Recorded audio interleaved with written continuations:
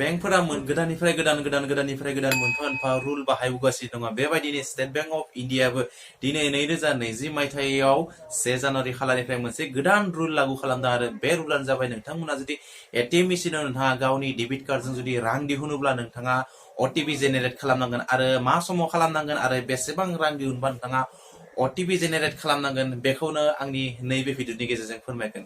आं भिडिअखौ बेनिखायनो बानायाखैमोन जे नोंथांमोनखौ आं भिडिअखौ होनायनि सिगांनो आं गाव हारसिंनो सियर जाना लानाया गोनांथि, बेनिखायनो आं दिहुनना नागिरदो आरो आं दिहुनना नायनायनि उनाव आं ओटिपि जेनेरेट खालामनांदो आरो बेबायदिनो लेखायै नोंथांमोननो आं भिडिअखौ दिनै फोरमायगोन नैबे भिडिअनि गेजेरजों। नोंथाङा खाथिनि एटिएम मेसिनाव थांनानै जेब्ला नोंथाङा फैसा दिहुनो अब्लानो नोंथांनि बेंकआव थानाय जि नोंथांनि पासबुकजों थानाय नोंथांनि मबाइल नाम्बार रेजिस्ट्रेसन खालामनाय नोंथांनि पासबुकजों जाय मबाइल नाम्बारखौ रेजिस्ट्रेसन खालामना लादो नोंथांनि पासबुकनि गेजेरजों आरो पासबुकआव नोंथांनि मेसेज थांलाय फैलाय जायो। बे मबाइल नाम्बार एबा बे सिमखौ नांगोन नोंथाङा हरनि 9 बाजिनि उनाव जुदि नोंथाङा फैसा दिहुननो थाङोब्ला आरो नोंथाङा बे फैसानि लिमिट मोनसे दङ।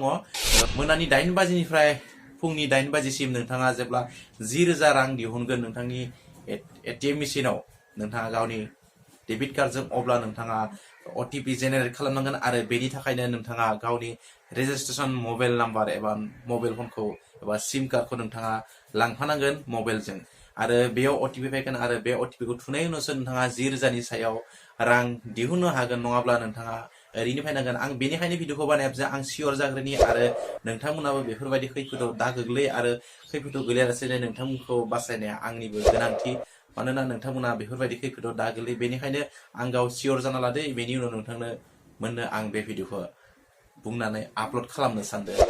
जियानो जाया मानो बेनि अनगायैबो नोंथाङा एटिएम कार्ड, डेबिट कार्ड आरो क्रेडिट कार्डनि सायाव जुदि नोंथाङा मिथिनो लुबैयोब्ला अब्ला नोंथाङा सानि लिंकआव नोंथाङा क्लिक खालामनानै भिडिअखौ नायबानो जाबाय। बेनि अनगायैबो बायदिसिना इनफरमेसन आरो टेक्न'लजिजों लोगो सोमोन्दो लाखिनो आंनि भिडिअखौ नायनानै जुदि मोजां मोनदोंबा लोगोसे चेनेलखौ साबस्क्राइब खालामनानै लाबानो जाबाय, लोगोसे खाथिनि बेल आइकनखौ बुनानै अल अप्सनाव सिलेक्ट खालामनाबानो जाबाय।